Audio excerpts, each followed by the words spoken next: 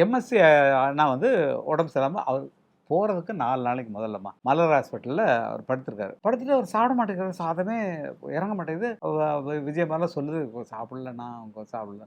அண்ணா வந்து என்ன பண்ணார், வீட்டிலேருந்து பண்ணி கொண்டு வந்துட்டு, அண்ணா கோயிலேருந்து பிரசாதம் இருக்குண்ணா கொஞ்சம் தரங்க. இல்லைப்பா இன்னொன்று இவ்வளோ ஆகிட்டார்ல, கொஞ்சம் சின்னதாகிட்டார், நீங்கள் பார்த்துருப்பீங்க.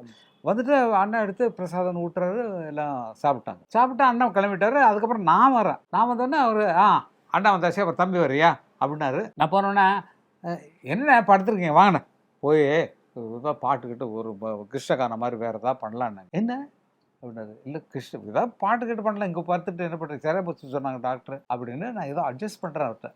அவர் பேசுகிறதுக்கு ஒன்றும் சப்ஜெக்ட் இல்லை. நான் என்ன பண்ணேன், ஆனால் நான் வளர்ந்த விதமே வேறுண்ணே. நான் வந்து பாட்டு கம்போஸ் பண்ணேன் ஊரில், நான் தனியாகவே கம்போஸ் பண்ணுவேண்ணா. அது எப்படியோ என்னவோ தெரியல, அது காற்றுல யார் கேட்டாங்களோ என்னவோ தெரியல, வார்த்தையோட பாட்டு வந்துடும் எனக்கு. அது வந்து எப்படி பார்த்தா சினிமா வந்துடும் அந்த பாட்டு. என்னப்பா சொல்கிறேன். ஆமாண்ணா எனக்கு ஒரு ஐடியா வரும், நான் பாடிடுவேன். அது எது யார் கேட்டாங்களோ யார் சொன்னாங்களோ தெரியல, சினிமா வந்து என்ன பாட்டு நான் நல்லா கேட்டுருக்கேண்ணே. ஒரு நாள் இரவு பகல் போல் நிலவு கனவினிலே என் தாய் வந்தாள். கண்ணா சுகமா கிருஷ்ணா சுகமா கண்மணி சுகமா சொல் என்றேன் ஒரு நாள் இரவு அப்படின்னா இது இது இது நீ போட்ட பாட்டா?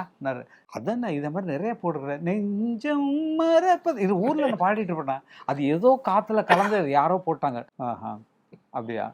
அந்த 4 நாளைக்கு முன்னாலம்மா இவ்வளோ மகிழ்ச்சியாக வச்சுருந்தேன். அங்கே ஃபுல்லாக எமர்ஜென்சி வார்டில் தான் உட்காந்துருக்காரு.